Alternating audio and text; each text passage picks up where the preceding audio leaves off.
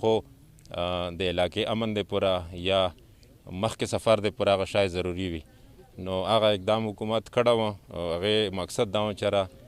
مخکې داسې څه واقعیا بیا ونه شي اکثر شوي دي داسې چې پی در پی واقع وشي نو هغې دپاره دا حکومت دا سخته فیصله کړې وه اگر چې زړه یې نه غوښتله خو چونکې موږ د علاقې زموور په حیثیت او مشرون د علاقې اوسېدونکي په حیثیت دی موږ ته راغلل کیسه وکړه چې یاره خلک په تکلیف کې دي نو موږ هغه خبره وچلوله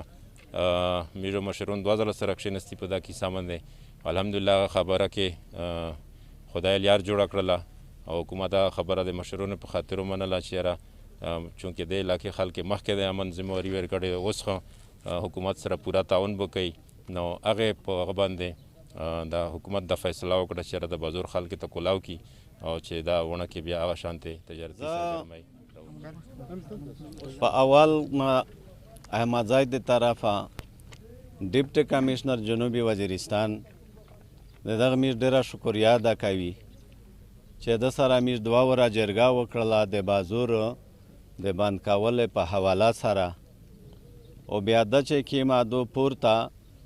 د فوجونو سره خاص کر د میر آی جی اف سی صاحب چې دی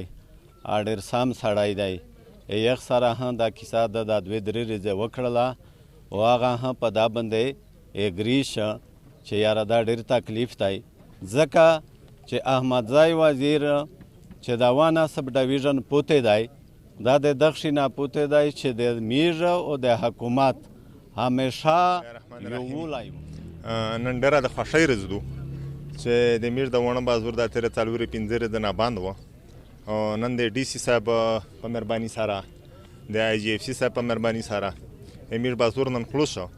او په دغه کې د علما او د امازای د مشرونه دا ډیمانډ هوا چې دا قرباني د وکړه دا هغه طریقه بیا ژوندۍ کړه او موږ دا بیا وایي چې کا د کرکنه خبره دو کا د امن خبره دو دا لکه څرنګه ذمهوارات د عوامو دو زه حکومت ته اپیل دا کو چې دای دا زیات قدم کو وخلي